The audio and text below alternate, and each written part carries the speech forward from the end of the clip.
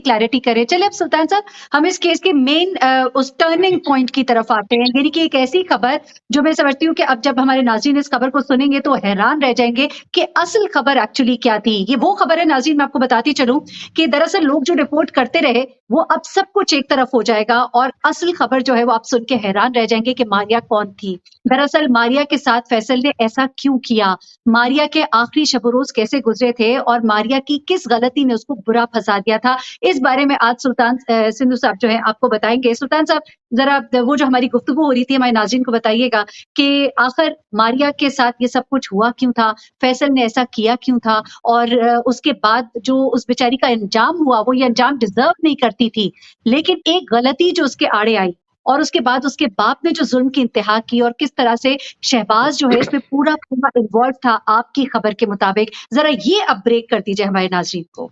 अच्छा, इसमें बड़ी एक इंटरेस्टिंग बात ये थी कि जो मारिया थी हम्म। उसका किसी लड़के के साथ एक तल्लक था और वो बात करती थी पिछले 6-7 माह से। अच्छा, हम्म। उस तल्लक के दौरान वो लड़की मारिया जो इस दुनिया में नहीं है, मेरे ज़राए के मुताबिक उस लड़के से बात करती थी तो उसका भाई जो है शहबाज और फैसल, पहले शहबाज ने उसे देखा कि वो वीडियो कॉल के ऊपर बात कर रही है। जब उसने देखा कि ये दूसरे लड़के से बात कर रही है तो उसने उसको ब्लैकमेल करना शुरू किया।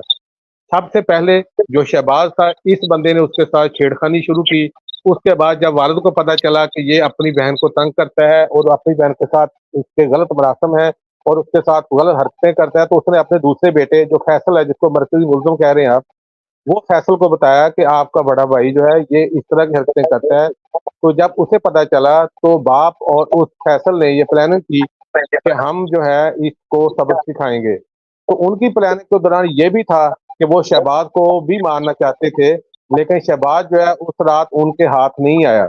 और इसी दौरान उन्होंने फिर मारिया को, जब उन्हें पता चला कि मारिया के तल्लुकात जो है इसके साथ बन गए और आप वो दरमियान में घर में रहते हुए भी अपने तल्लुकात खत्म नहीं कर रहे, तो इसी दौरान उन्होंने ये प्लानिंग की कि फिर इस लड़की को जो है ना इसको कत्ल कर दिया जाए ताकि इस इलाके में लोगों को पता ना चल जाए। आपने ये बोला कि शहबाज का, बड़ी माजरत के साथ नाज़रीन, मारिया भी इस दुनिया में नहीं रही, अल्लाह ताला उसकी बख्शिश करे।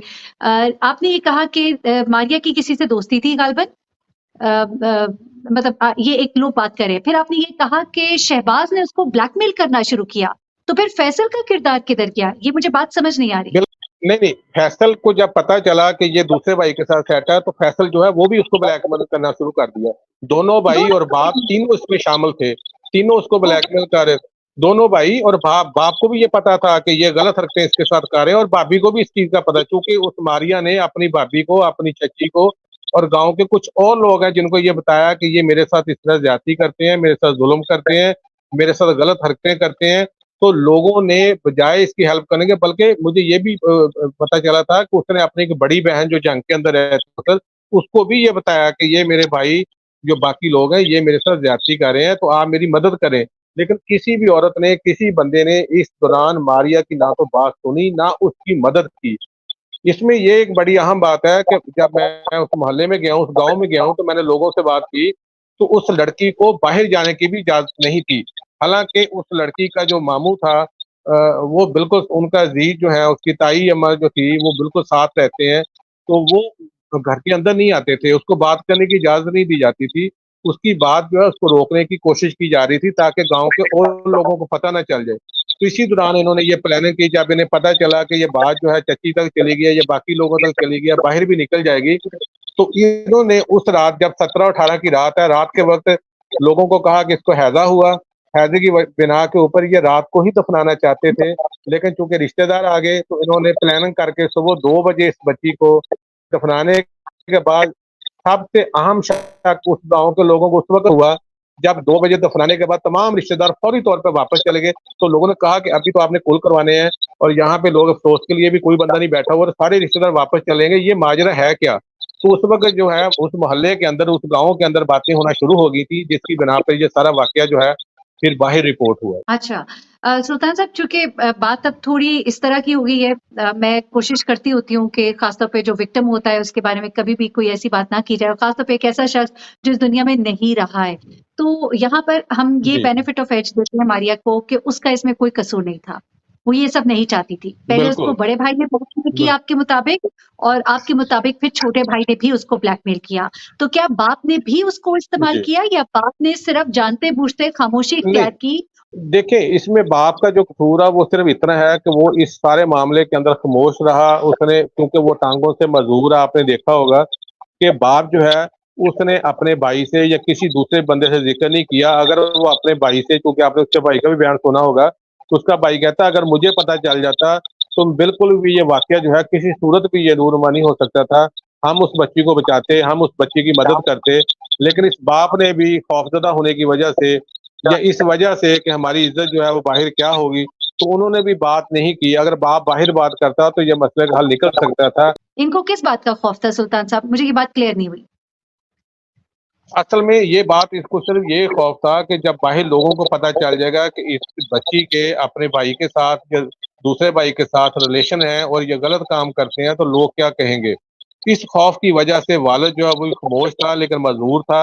वो बात करता था दोनों में कि शायद एक बेटा जो है मेरे बच्ची की मदद कौन करता।